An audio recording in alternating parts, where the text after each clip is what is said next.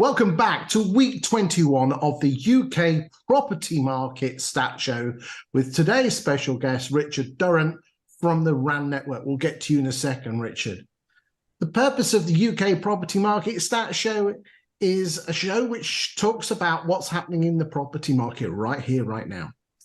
Whilst most stats look at what's happened in the property market in terms of price sale agreed, or when the mortgage offer comes out, or the Land Registry, which is 6 or 9 months out of date, this is actually talking about property market right now.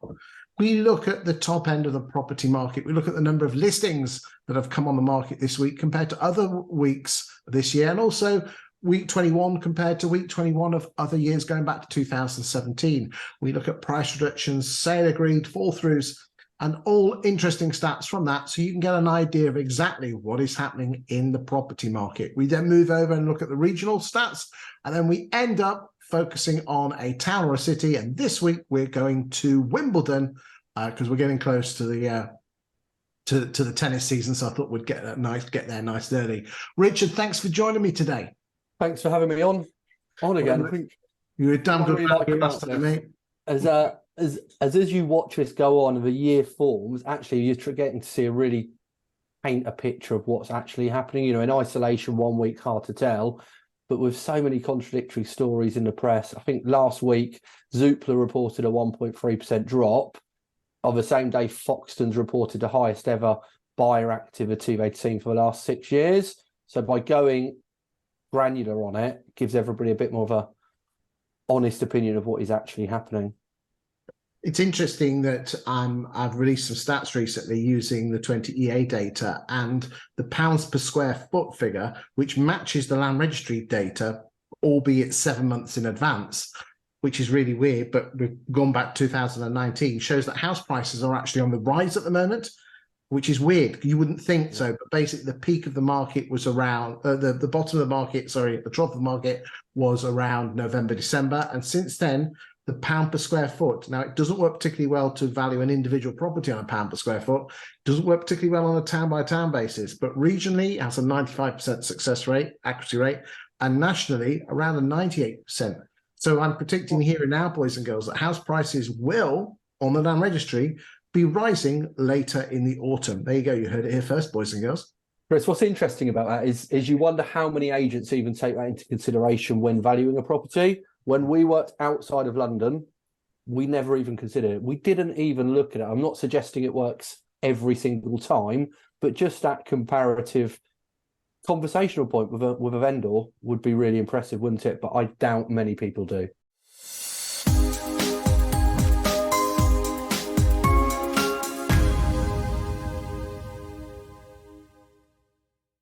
Well, boys and girls, that's your choice as estate agents, whether you use the data out there. Now, we're talking with week 21, and week 21, for the purposes of 2023, was Monday the 22nd of May through to Sunday the 28th of May inclusive. We're filming this on Tuesday the 30th, and it'll be coming out probably on Thursday or Friday this week, once it's been edited and sorted out. So, Richard, let us dive straight in to the stat heaven of loveliness, and we're going to go straight away with the number of listings.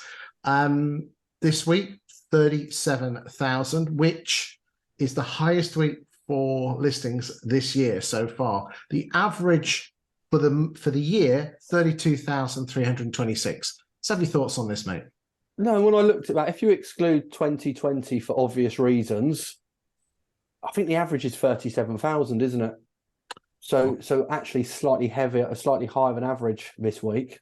So positive signs on instructions. And at a glance, the negativity around the economy doesn't seem to have dampened people's aspirations to move. And I know this is new instructions rather than sale agreeds or exchanges, but clearly it shows that homeowners are still looking to move.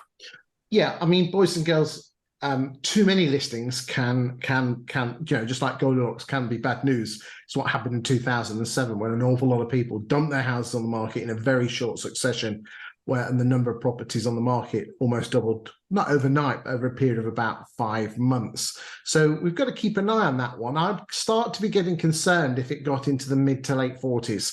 and the sales didn't match with it. Okay, we will, because as I said, you can quite clearly see that we had some great months for listings back in 2018. Yeah, do remember though that in 21-22 the sales to listings to sales ratio was around 80 or 90%. So there were lower listings, but just about everything was selling. Let's move on, Richard, and just jump in, mate, at any time. The average price of a property that's come onto the market this week, £462,200 and a few pennies. The average this year has been £430,000. Thoughts on this? I think looking at it in isolation doesn't give you a true picture, does it? Because of a spread of property types going onto the market. But I know you and I have discussed, and I've discussed with other people, there seems to be a trend of those empty nesters selling up now with sort of rising cost, energy caps, rising cost of living. If that is the case, and it is the empty nesters moving, actually it becomes a really good market for agents, doesn't it? Because they're able to build chains. The 4 and 5 bedrooms come onto the market, they're going, or the likelihood is the buyers are going to be coming from a 3 and 4 bedrooms, likely to have a house to sell. So it feels like, if that is the case, that's a positive for agents. And you're absolutely right. If you're an estate agent and you've got those bigger properties that are going to rat the 3 and 4ers out, yes, they have a lower propensity to sell, but it will mean that that rats out the ones that you might, are more likely to sell, which is your smaller 3 and smaller 4 beds. Let's have a quick look at the cumulative listings to date. We're on 678,000. We are ahead of 21 and 22. But again, we're still behind 17, 18, and 19. Thoughts on this? I think my gut feeling is, and looking at all of the numbers, there's less people with a negative press at the moment. There's less people just trying their arm, saying, if you get me £500,000 for my house, I'll sell. I think it's serious movers at the moment. So actually, if you looked at the average over that period, again, excluding 2020, I think you're at about 680. So we're not a million miles off. I think it's a healthy number of properties gone to the market. We now look at the actual listings themselves and plot them week by week since January the 1st. The pink line is 2023. The orange line is 19. The blue dots are 18 and the yellow dots are 17. As we can quite clearly see here, we've had a little bit of a roller coaster where the first dip was Easter and the second dip was the coronation. Although interestingly, as you can see how Easter falls, we've had a few dips in the other years. I find it interesting here that we've had other dips which are later in the year, which are not Easter based, but whether they are, because we're in May now, whether those are bank holiday dips, I don't know. But I find it fascinating on the listings that it's almost a steady line between week 4 and week 12 in all of the years. And then we spend April, May, and June in a bit of a roller coaster. Thoughts? Yeah, and I think what you've said about the bank holidays is true. May, I know this year we've had an extra one, but May is filled with bank holidays. And if you look at those dips, I just think that lots of people do tend to go away. So historically, an agents will talk about getting your property ready. With a busy bank holiday weekend. I don't believe that's true anymore. I think people are available to view properties at any time, and most of us try and do something with our families or friends over those bank holiday weekends. And I think that's where the dips are. What is particularly interesting is if you take a rolling 4-week average, for listings, we'll just have a quick look back. We'll go to this one here. Hold on. The average rolling 4-week for listings is 34,400. So the ups and downs, it's the classic. He gives and he takes away. So you have a dip, she comes back. So you have a dip, it comes back. But if you level it all out, if we leveled it out, it would be more of a straight line, but it would be by definition. Let's move on to price changes. 21,321 price changes against an average of 18,014. With an average price changed, the average price of a property being changed, £417,900 against an average of £402,000. Again, showing signs that, like we said last week and the week before and the week before and the week before, that the average price of a property that's coming on the market is at 460. The average price of a property being reduced is around 410, and the average price of a property selling, well, we'll get to that in a second, but it's a lot lower. We'll come to that. Thoughts on the reductions before we move on to the sales, Richard? I think that price change is, for the first time, and I've watched every show and I've obviously appeared on a couple, and none of them have ever sort of struck a chord with me. For the first time, this to me is one to watch. And I'm not suggesting, the market is going to drop, but I just think that we're creeping up on sort of 2019 numbers. We've exceeded 2018. We've taken slightly less onto the market. So we're actually reducing a larger percentage of our stock. Yeah.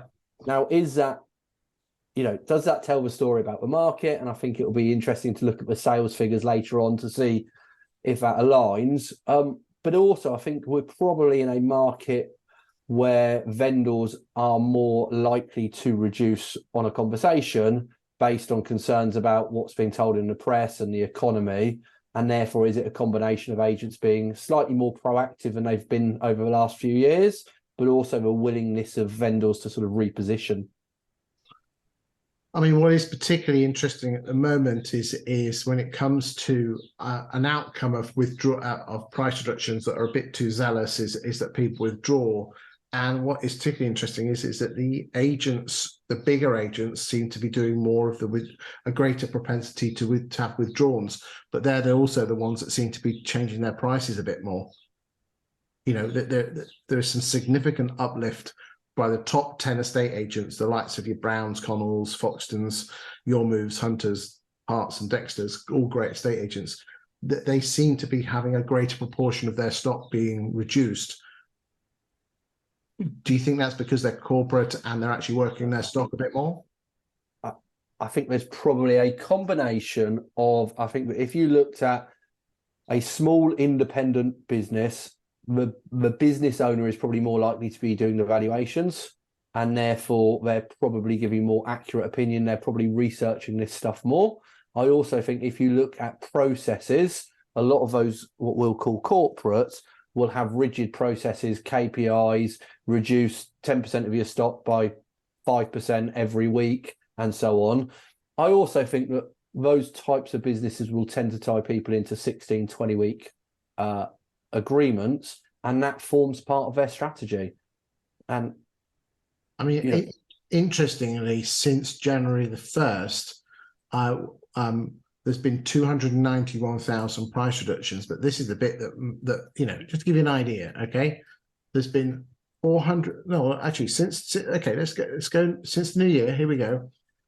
There's been 676,000 properties that have come onto the market. 427 sold, but 249,000 withdrawn. That's a lot of properties coming off the market. Now, of course, could have gone to another agent, couldn't they? Yes. So we've got to remember that. But those are pretty big numbers. Right. Let's get back to the stats.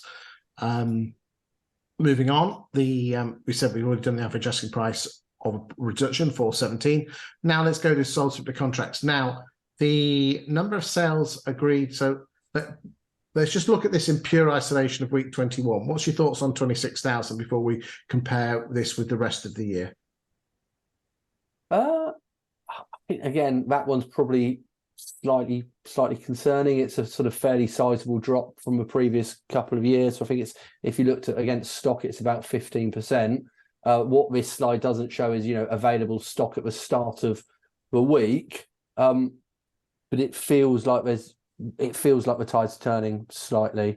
But interestingly, it does on this slide. But again, boys and girls, this is where this damn lies and statistics. The magic thing is this: 26,000 is, let's just have a quick look now, is the best week for sales this year. In fact, it's the best week for sales since August. And how does that compare with percentage of sales on available stock? I wish you'd have asked me that one. I'll have to do that one next time. If you want to fill, I could probably find that out. If you want to start talking, I'll try and go and find it. Hold on. Chris, I think I looked at these. I think I looked at these numbers. So if you looked at gross sales against the listing, do you talk about that later on? Yes, we talk about gross sales versus listings. Yeah, but we're only talking on a week by week basis. So what do you want me to compare this? What do you want me to compare sales against? I mean, available stock last week. Yep. Against sales agreed this week, and then do that again of another period this year or last year. Okay, so the available stock available. Hold on. Let's just do this. Hold on. Right. Keep talking amongst yourselves. There you go.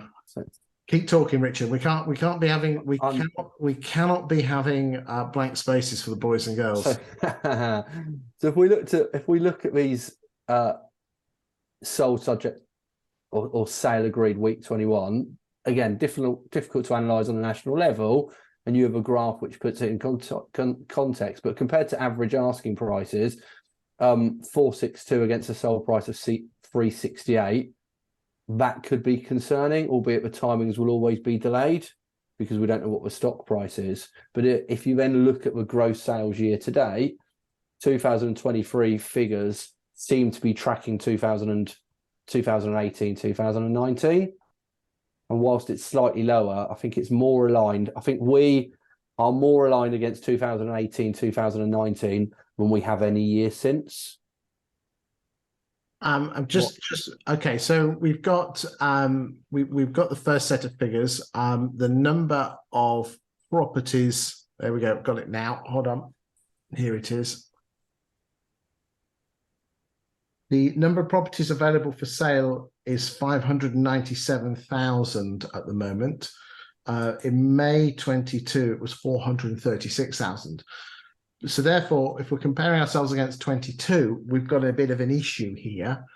But I think that's where we shouldn't be comparing ourselves against 21 and 22, and we should be comparing ourselves against 18, 19. Okay.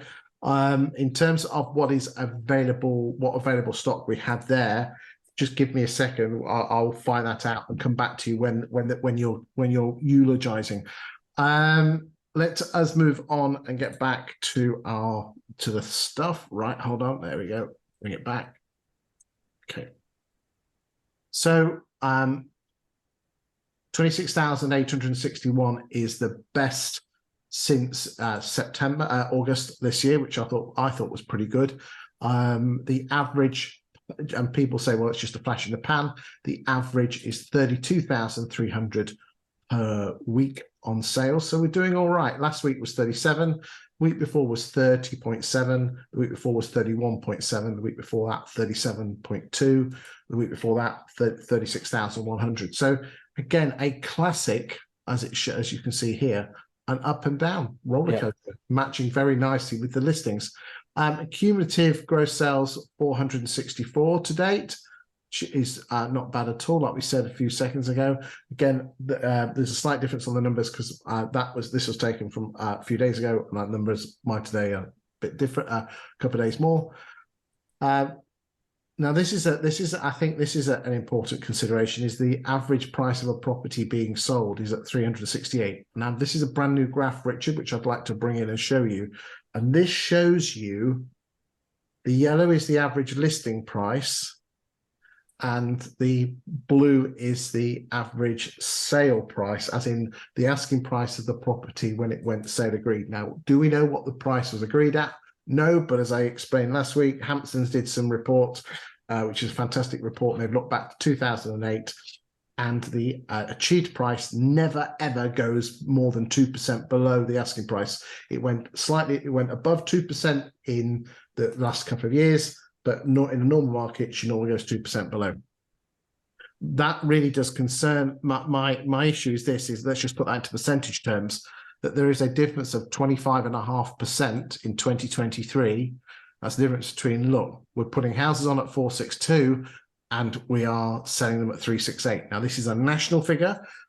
We do have the regional figures, and if you stay with us in the show, we'll go through those regional figures, and you can download these free of charge for your own benefit. And 25%, there are some areas where it's in single digits in terms of the gap. There are some areas where it's, in inner London, well, we'll get to that number, but the number is absolutely scary. Thoughts on this? I think this will pan out over the coming weeks. It's a 25% difference against 2017, which I think I saw was 4%, is something definitely to be concerned about. I think the very best agents will be having processes in place to get these price reductions in. And as I said, I think it's possibly slightly easier. The question would be is what stock is selling and where? Well, that you've hit the nail absolutely on the head there, is that the upper price properties probably have like a 1 in 2 chance of actually selling, whilst the lower price properties have a 3 in 4 chance after selling. So there's a big chunk of this gap is allowing for that. I think if you actually look at the whole 7 years, the average is normally between 16 and 17%. But remembering that we did have a cracking 2 years, so that's going to pull that out of it. So my concern is it has a 2 in front of it, and we've just got to be aware that, are you putting on the right properties to sell them? Yeah, and it's also the speed of sale, isn't it? So if we're listing 4 and 5 bedrooms, which historically take, dependent on where you trade, 6 to 8 weeks to sell, but the properties you're actually selling today are the 2 and 3 bedroom apartments or semi-detached houses, actually that gap is going to be bigger, but it will even out over time. Good stuff. Move on to the number of sale fall-throughs. 5,760, which is the second largest figure this year. Needs to be taken with a slight pinch of salt, because again, it's all down to the percentage of sales that have fallen through, which we'll get to in a second. But still, 5,760 is quite a lot. Most of the year, we've been running under the 5,299, which is the long-term 7-year average for all weeks of 7 years. Thoughts? I think it can be a bit of a positive. I think it's shown that we as an industry are being reactive, are being proactive, and we are going out and we're talking and we're telling stories to people and we're getting people to move. I also think what that tells me is agents are taking on motivated vendors who are prepared to reduce their price. What you don't want is But this is fall-throughs. Fall-throughs. Yeah. Right, sorry, I was reading the wrong stat there. That then becomes slightly concerning, doesn't it? It does, but again, we're going to come on. we might as well just dive in and look at the percentages.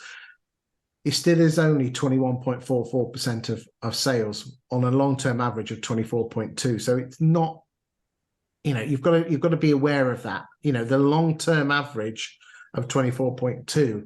24.2% of sales will fall through. Obviously, 2020 was a big year. We're coming out of lockdown. Still in lockdown, weren't we, in May? Falling through. And do remember that in Q4 2022, that percentage was in the late 30s. So just, it'd be the doom mongers will latch on, worst 2 weeks for fall throughs since when, but it's all relative, because there's a lot more sales. So if there's a lot more sales, remember there was a report that came out this morning from the wonderful people at the Street Group who said most house sales fall through in the first 2 weeks. Well, if we've had a good run of sales, we're going to get a good run of fall throughs, aren't we? Agree completely. It'd be really interesting, and I know you won't have this stat yet, but to find out what percentage of those fall throughs end up going back to market. So is it vendors withdrawing, change of mind, couldn't get the price they wanted or whatever it may be, or is it buyers withdrawing due to a better property, unable to get mortgage, a reluctance to buy in this current climate? Interesting. Right, let's get back. Net sales is the number of gross sales that have taken this week, less the fall throughs from your pipeline. We're on 21,000, which is the best week for sales this year. Net sales. Which tells its own story, doesn't it? We can look at these stats and we can look at withdrawals and go, actually, withdrawals are high or fall throughs are high, but actually we're topping up the buckets, aren't we? So it's going to show an increase of fall throughs and it's going to show an increase of withdrawals because we are selling more property. The best week for net sales was scarily this week a year ago, where it was 23. Interestingly, the week afterwards, she went down. This is in 22. She went down to 17, 19, 20, 20, 20, 20, 19, 18, and then steadily. I mean, just to give you an idea and a flavor, back in Q4, the number of net sales, 13, 12, 11, 11, 11, 10, 10, 11, 10, 9, 10. You know, these 8, these are, this, you know, that's why I think a lot of agents at the moment are finding it a bit tough because their pipelines were basically flushed out in Q4. And there's a little bit of, you know, cash flow issue there. But you're putting them in at the top. The magic thing is what are you doing to get the sales through? What are you doing with your sales progression? I mean, there are some wonderful outsourcing people that will get them, you know, are getting them through in 12 weeks. Could you do such things like Gazelle, which Brian does, where you have reservation agreements? Could you have more upfront information? Why aren't your valuers getting the solicitors instructed straight away? It makes a huge difference because the longer the property's on the market, the more likely it will fall through. Because what I'm hearing from a lot of agents is a comeback of B pipelines and even C pipelines, where when the market's been strong, they've just chucked everything sold subject to contract in, whereas now they're just holding it back a bit and they're not marking it as sold subject to contract until they've got solicitors or they've got a survey. And in some cases, we've got agents leaving them on the market till they've got a mortgage offer. And therefore, is that sort of surge in sales agreed last week, is it actually slightly more mature sales which aren't just being marked as sold subject to contract until agents are more, or buyers are more committed? Could be. I mean, when we look at Wimbledon, we're going to be looking at how the different agents, when they instruct their solicitors. But again, nationally, we'd have to go with anecdotal evidence on that one. Cumulative net sales to date, 359,000. So this is the stuff that's going to be ending up in your pipeline. That's 94.6. Last week it was 94. The week before it was 93. And a couple of months, about 6 weeks ago, it was late 80s. What that means is that the number of net sales is catching up the average of the 17, 18, and 9 figure. And if they carry on the way we're going, we'll probably get that probably in somewhere in July. Fingers crossed, where we overtake the average, which at the end of the day, net sales is what's going to be put into your pipeline, isn't it? And this is what the true story is, isn't it? This is actually, we're starting to get to the stats that really matter. It doesn't matter how many properties you list, you've got to sell them. So actually the net sales is the one marker that you need to be watching more so than anything else. And like you say, we are catching up with where we've been in our best years. Nobody would have been complaining in 17, 18, 19 about their net sales. Okay, so this is the number of net sales on a week-by-week basis. We're at week 21. The pink line is this year. The turquoise dots is 22, green dots is 21, the yellow dots is 20, and then the big white dots is the average of 17 to 19. You quite clearly see here is that we are tracking that 17 to 19, aren't we? I was going to say it's as if we're mirroring, and I imagine those slight drops are different various bank holidays on how they change in the weeks, but we're exactly mirroring the average of 17 to 19. And no one was particularly complaining. I mean, don't get me wrong, it was hard work, but no one was particularly complaining. So again, it's really important, boys and girls in estate and letting agency land, that you don't compare yourself with 21 and 22. They were exceptional years. You'll always beat yourself up and you won't feel good about yourself if you do. What I think's important on that, though, Chris, and I'm not sure how many agents do, and I'm sure more have than we give them credit for, is actually our agents looking back at 17, 18, 19, looking at their cost base, looking at their market share into 17, 18, 19, comparing it with their competitors, and are they performing better or worse than they were in what we will call those, and I know there's no normal years, but those normal years. Because if you're tracking 17, 18, 19 figures, but your cost base has gone up 20%, you're in for a rough ride. It's not going to feel like it felt in 2018, 2019. Guys, go put your fees up or get bigger market share with your marketing. Right, these are some really geeky stats, but I know a lot of people like them. Gross sales as a percentage of listings. Brian said last week, if you're in the mid to late 80s, you're doing well. An absolute minimum is 60%. 70, not bad. Anything you want to say? No, I think as we keep talking about, 67, 69, 70 in 2019, and then 2 exceptional years, 21, 22, we're where we would have expected to be. Yeah, the average for the year to date is 68.1. Right, let's move on to the next graph. We've already seen this one, fall throughs as a percentage of sales. Price changes as a percentage of listings. We are at 56.28. The average is 56.4 for the year.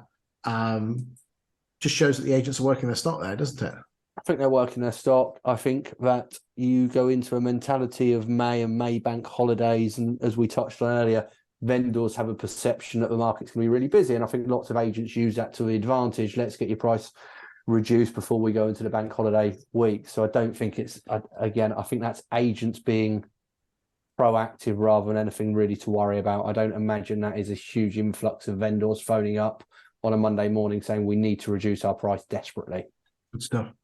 Right, just one final stat before we move on. The net sales as a percentage of listings, the long-term average is 58.2. This year's has been 52, and at the moment we're on 55.7, which shows that, decent amount of listings. But again, it's a shame that that's not slightly higher. I would hope it would be nearer 60 if we were going in the right direction. So just keep an eye on that one. Right, we'll move on to the national stats. Can you see that, the lovely big national stats spreadsheet? Yeah. Right, boys and girls, we're not going to spend a huge amount of time on this one, but the bottom line is this: green is good, red is bad. What do we say, Richard? Green is good, red is bad. Hey, okay. So these are the national stats, and you can see a flavour of where the market's going. Interestingly, we had that dip in week 14, 15, which was the Easter week dip. We had another dip in 18 and 19, which was the coronation dip, but we've come back, and it's like a Tex-Mex dip fest from Marks and Spencer's. Lovely fall trays with the lovely salsa and the Thousand Island dip. I do like that one, Richard. Sorry, there you go. And the greens seem to be getting stronger, don't they? If you look at the week 21 greens compared to the week 9, we're getting better and better, aren't we? We are. Let's move now. We're not going to spend too long on this one, but these are all available to download on YouTube. You go to YouTube, you watch this you'll be watching this video on YouTube, or go to the YouTube itself, look in the descriptions, and within the descriptions there is a link on WeTransfer where you can download these to your heart's content, and you can compare your town, what's happening in your town compared to how you're performing. Again, greens are good, reds are bad, and I find it absolutely fascinating, Richard, that this week everyone's got 3 greens and a red. Nearest damn it. Here we go.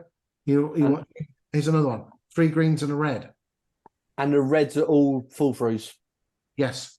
So the red is, so more fall throughs, not so good. But if you actually devil in the detail, look at the percentages, we'll just go back. The percentage, which is the percentage of sales fall through, which is this middle grey one, still not bad at 21. Let's go back to Inner London, 23.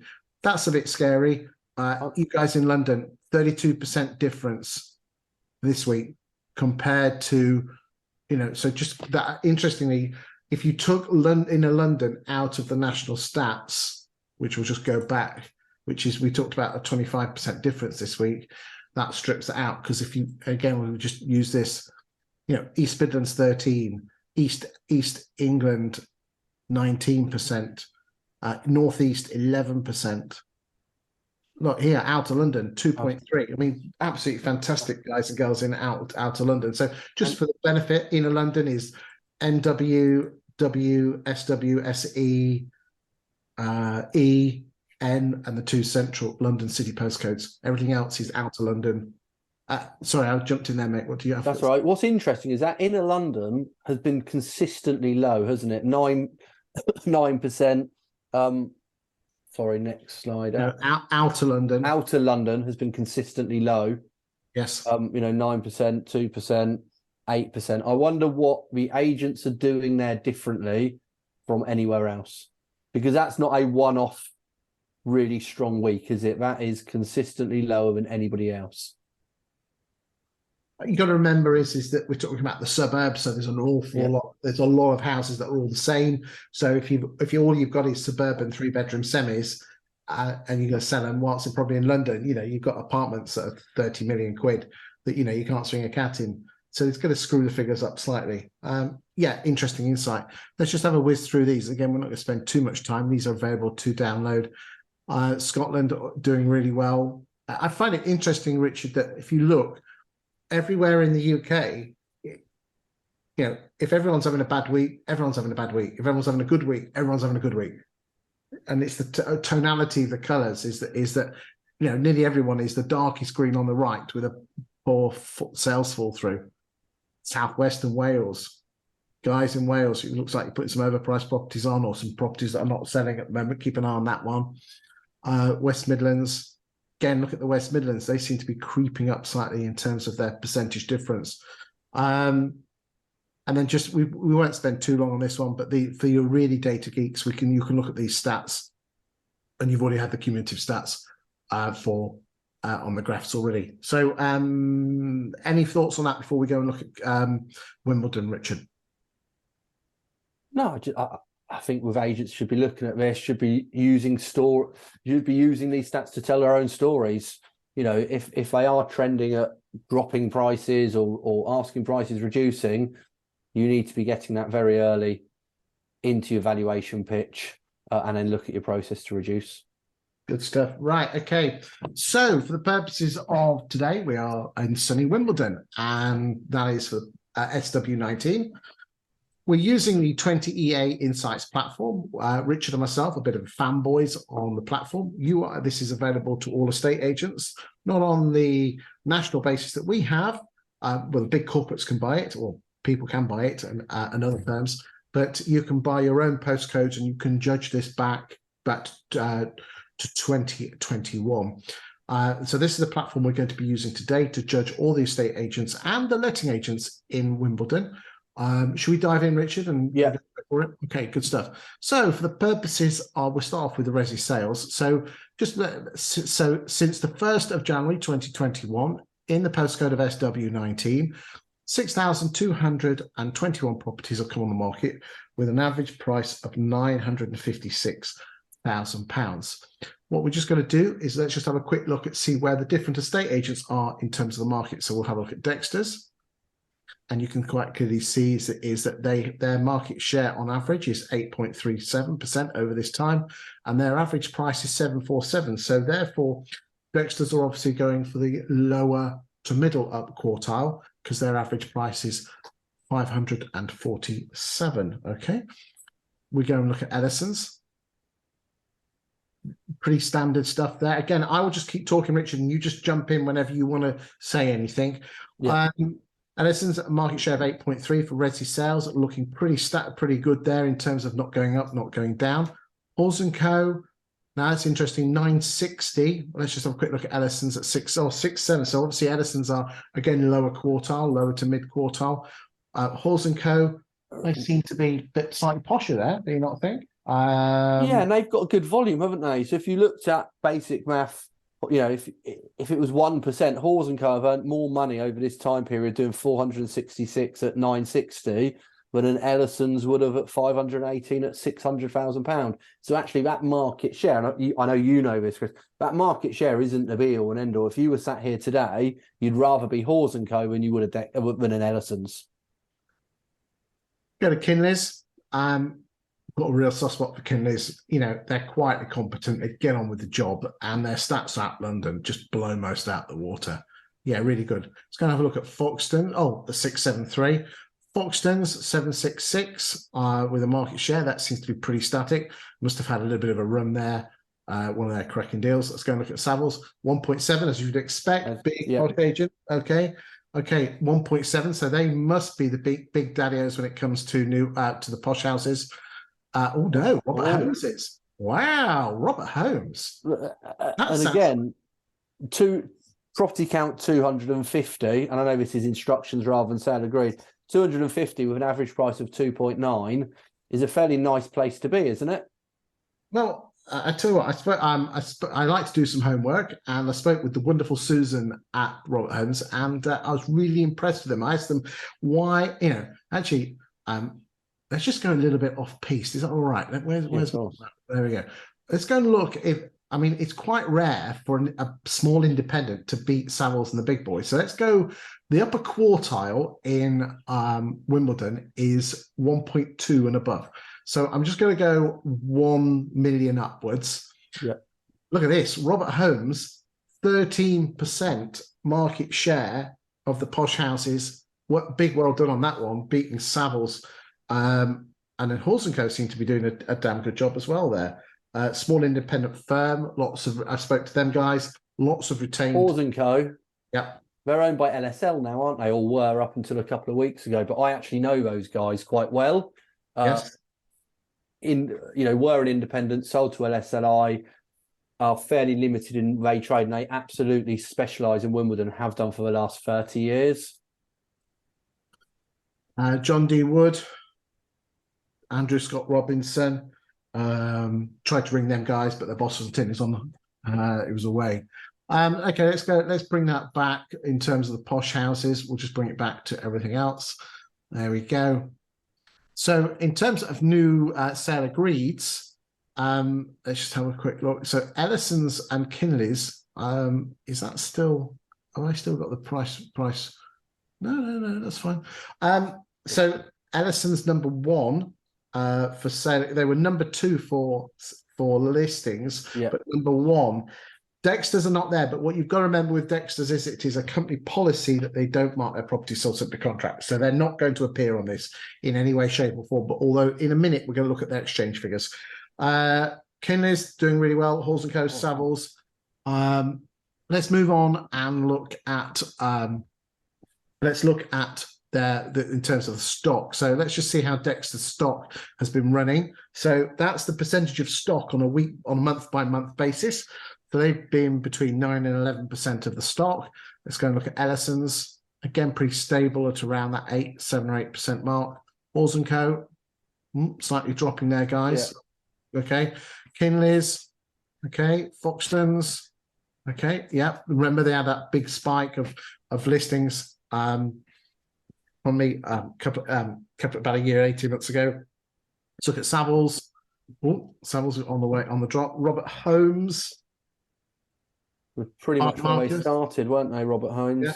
Yeah. Edison White. They seem to be growing, but again, off a smaller base. So that's the stock. Let's move on. Wow, now we're getting somewhere. This is my favorite screen and all. So what's been happening to so Dexter's are the number one estate agent in that. Now this is the last 12 months. Okay. So in the last 12 months, Dexter's have put 236 properties on the market, which represented a market share of 9.1%. We're ignoring the sale agreeds because they say they don't do it. They don't market sold. Ellison's are number two at 8%. They have, and 54% of their properties go sold to the contract. Kinley's, 72% of their properties went sold to the contract. There's some wide variances there. You've got Foxtons, 23%. Barnard Marcus 49, Halls & Co 54, but Kinley's at 72. Kinley's are really doing a good job there, aren't they? Yeah, huge difference between them and somebody, Barnard Marcus at 49% and Foxtons at 23. Obviously, at Foxtons will probably argue a lot of their stock is probably multi, but that's a really impressive number, isn't it? 72%. Well, I think the magic thing is this.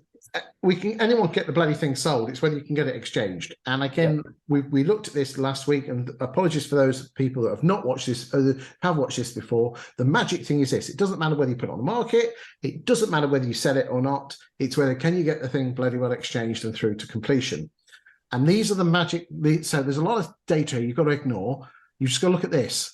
A property we're leaving, and the estate agents will either exchange or withdraw, won't it, Richard? Yeah, exchange or withdraw. Okay. So therefore, Dexter's, for every 100 houses that Dexter's put on the market, they will exchange on 40.47. which means 59% of houses. So for every 100 houses that Dexter's put on the market, 40.4 of them will exchange and 59 will withdraw. Ellison's 57% will exchange and 42%. These are the averages for Wimbledon. Kinley's 65%. I mean, come on, Kinley's, that's really good. And 34. Okay. Hawes 51. Foxton's at 21. So Chris, and in your experience from your agency days, where did you sort of measure against? I think we always used to say somewhere between 50 and 60% of what we sell will go on to exchange. Where were you sat? What looks I was good not to you? so I was expecting near a 3/4 at 2/3, 65%. Okay. And the national average in the last 12 months has been 65, 66%. Yeah. Okay. These, I mean, inner London, they're even worse than these. So so think about it. Here we go. For every 100 houses that have come on the market in Wimbledon in the last 12, 18 months, because we've got to allow for it to sell, 49% will exchange and 50% will withdraw. Now, remember, the withdrawals might go around the other side and come into another agent's property. But, you know, Edison White, fantastic, great stuff there, 70%. John D. Wood, 75. That's really good. You don't normally see those big numbers from the corporates. So big, well done there, John D. Woods. 67 from SW19 Lauristons. They're part of LSL, or were, weren't they? Yeah, both Lauristons and Hawes & Co., both traded in Wimbledon, were owned by LSLI. Okay. Strike at 12%. All day, guys. But Purple Bricks, interestingly, if you're comparing like for like, Purple Bricks were a respectable number, weren't they? Purple Bricks, weren't they, at 62? 62. 62. Okay, now interestingly, before we looked at the posh, but so let's go and have a look at, let's see how all the agents do in the posh range. So we're doing 3 million to 1 million to 5 to beyond.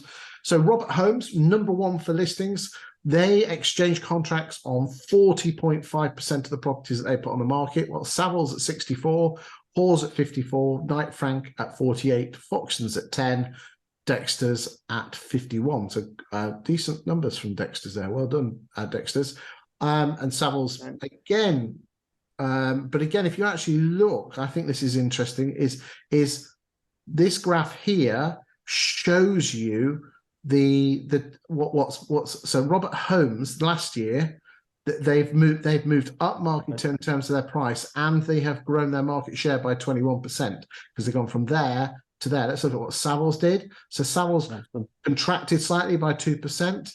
So again, we're dealing here with the £1 million market range. Knight Frank, same sort of listings, but the price has gone up slightly. Hawes & Co, not much move there. Fine and Country have moved. Yeah, okay, that's not bad. But you wonder if that's intentional. So if you look at your Savills and your Knight Franks, they've both gone down slightly, haven't you? I wonder if that's marketing, if they've tried to reposition themselves due to volume, or whether it's just Robert Holmes have taken a march on that market. Well, let's just get that back. Hold on.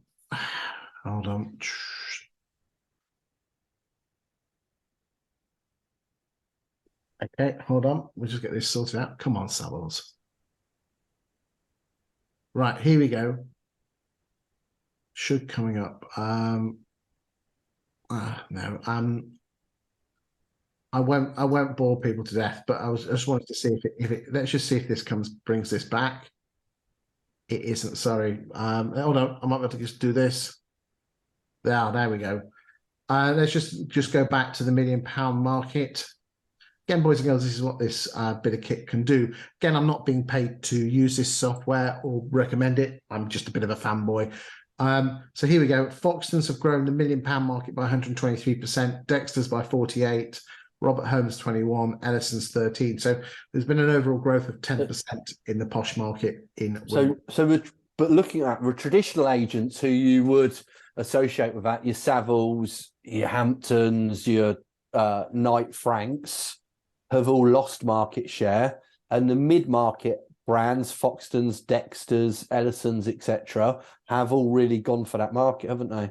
Well spotted there, mate. Thank you. Thank you. Good stuff. Well spotted.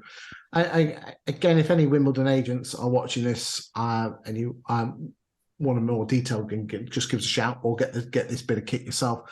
Let's move on. This is interesting. What would the average agent who put £1 million, £1,050,000 property, £1,050,000 property sell it for? Okay.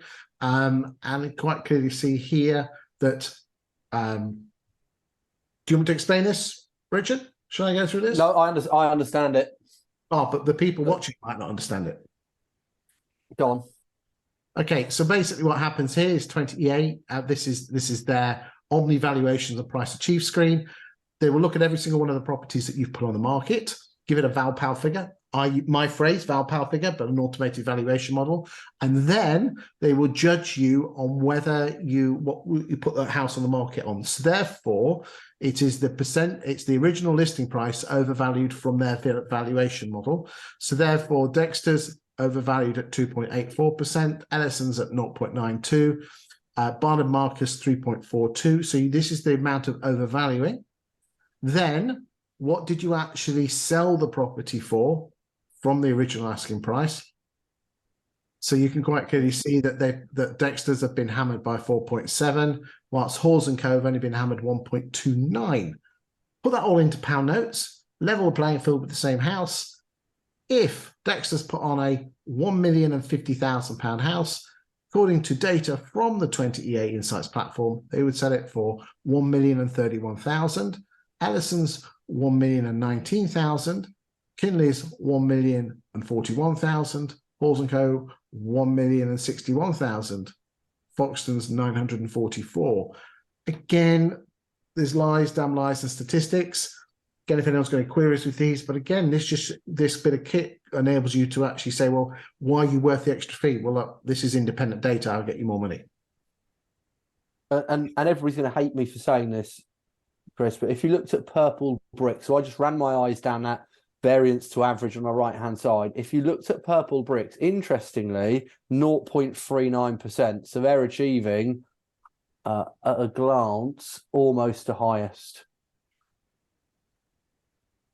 I mean, there's some up there that are some big numbers in there. So Brinkley's are doing well at 55. Again, when you're dealing with such small numbers, it is going to skew it, but it gives you a flavour of what you're going for.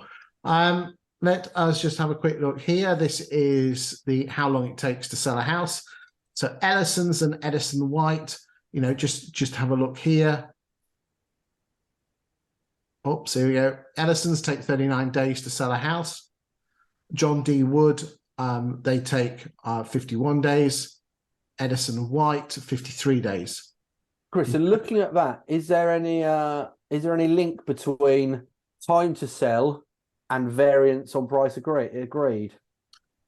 Okay, well, let's do new. So time to sell. So they'll put that in date order. And what's the other stat you wanted to look at? If you go back on this last graph you just showed us, that variance to average. Right, so Edison's at 39 days and Edison's minus 18 to the SW18. That's 18. John D. Wood, 51 days, and John D. Wood was plus 3,800. Edison White, 53 days. Edison White. Nearest damn it on the money. Hampton, 63 days.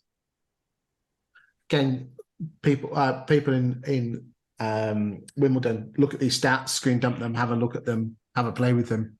But there's some wonderful stats here that you can have a look at. I would actually say probably not necessarily the price achieved, but whether you can actually sell it or not. Yeah. Just have a look. 36% of houses price reduced. Interestingly, there's some big numbers here. So who were some of the best? Edison's at 18%. Interestingly, they've got the lowest price changes, but then we've got a higher exchange rate, much higher exchange rate.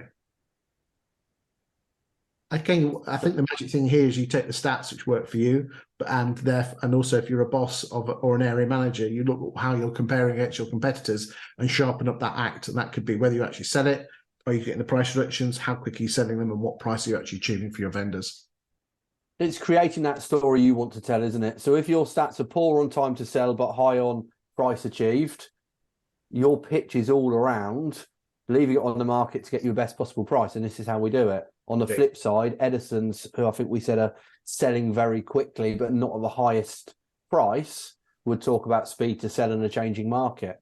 So these stats are really powerful to tell whatever story you want to tell, but it's just understanding them. And it's really important, boys and girls, is that you look at your price ranges, because if we go and look at this and go for the £1 million mark, it does change everything.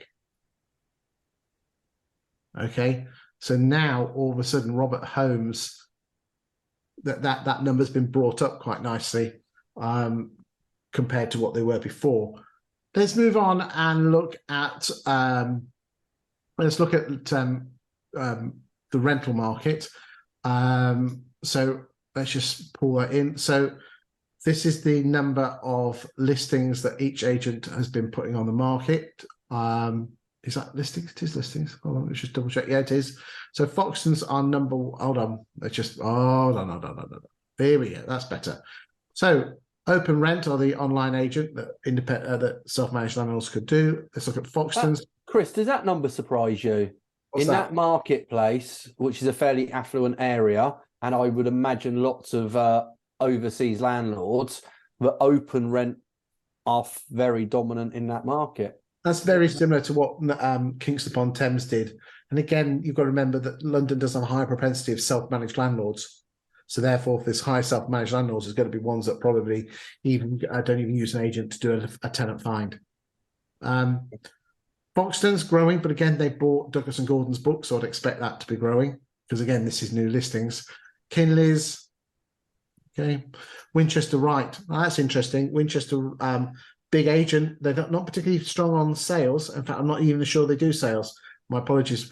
Brinkley's is nice to see because Brinkley's were number 8 or 9 when it comes to resi sales.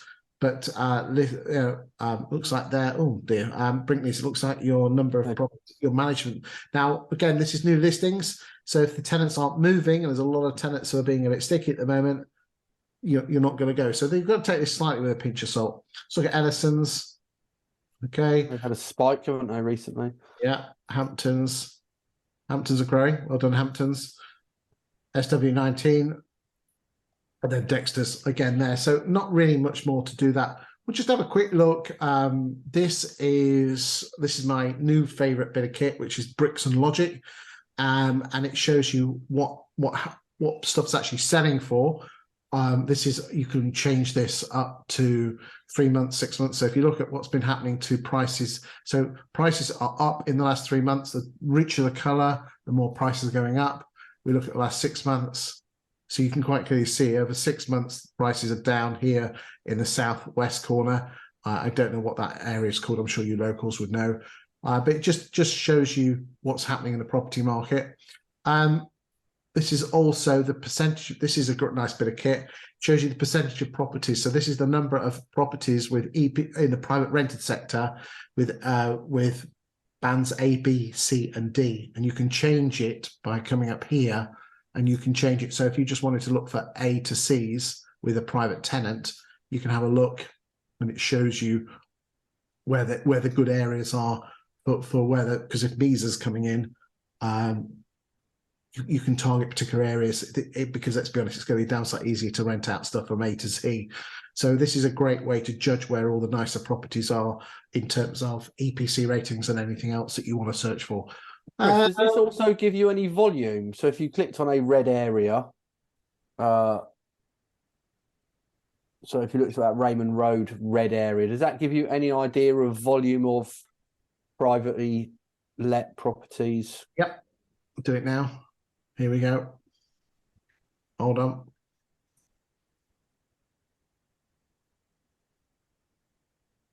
So you can quite clearly, you can't hover over it and tell you the number, but you can see which areas have got the. So these are where the number. These are. So I've chosen here private rental properties with an EPC rating of A, B, and C. Yeah. This tells me where they are. Okay. So I can zoom out I can see where all the nice properties are that I might want to target if I was an agent. It's using the power of data, boys and girls, to get to prove that you know what you're talking about, but also use it in your marketing and your strategy to get the business that you so richly deserve. Okay, any more before we go and finish, Richard? No, I think that's really good. I think, you know, my overall view is, you know, it's certainly not panic stations, and everything seems fairly positive. You know, we just need to be aware that we are seeing a slight change. I think the very best agents would have already recognised that and would have acted accordingly. But I think agents should certainly be using their area stats to assist the stories they're needing to tell their market. But I also think it's down to process now, isn't it, Chris? If you've got the stats and you've got the process, and we're shifting to a market, the best agents will flourish in a slightly tougher market where you've got to have challenging conversations. And that goes down to process, you know, price review dates in your contracts. And if you're doing your price reviews or your vendor love, whatever you want to call it, have these stats available and talk about how they're changing on a weekly basis to get across the points you need to get across. Boys and girls, the stats that we've used today are from 20 EA Insights and from Bricks and Logic. Do check them out. Great bits of product, and will prove that you know what you're talking about. Richard, thank you for your time today. Thanks for having me. You're always good value for money. But finally, thank you for watching this. If you've got any areas that you'd like us to look at in terms of, we've got a long list and we're working through them. Thanks for your time today, Richard. You've been exceptional. Thank you for your time. And more importantly, thank you for watching. See you next week. Take care. Cheers, mate. Perfect. Thanks, Chris. Thanks I'll again. speak to you soon. Cheers, mate. Thank you very much. Thanks. Bye-bye.